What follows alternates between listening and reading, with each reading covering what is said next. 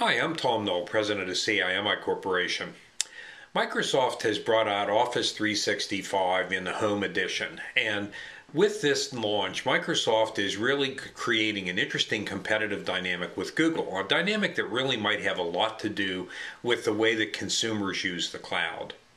Office 365 is a subscription version of Microsoft Office that provides basically for two things. One of them is that for an annual fee, you get the latest version of all of the Office applications.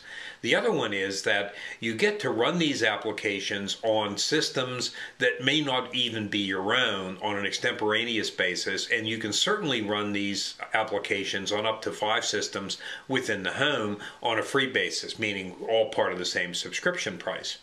The thing that makes this a challenge for Google is that while Google has an online version of its own Office suites, its Google Apps suite, it doesn't have a collateral resident version of the same software.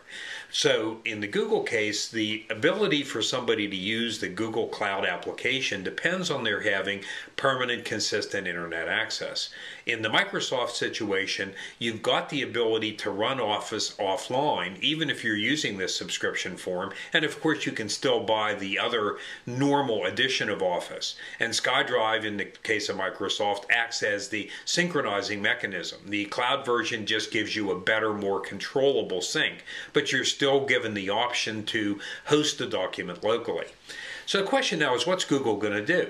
They've had this issue for a long time, but they've been kind of able to dodge it because Microsoft hasn't really brought out something that exploits collaterally cloud residency and local residency for Office productivity tools. Now that Microsoft has taken the step of creating a dualistic vision of Office, is Google going to have to do the same thing with Docs? Thank you. I'm Tom Knoll.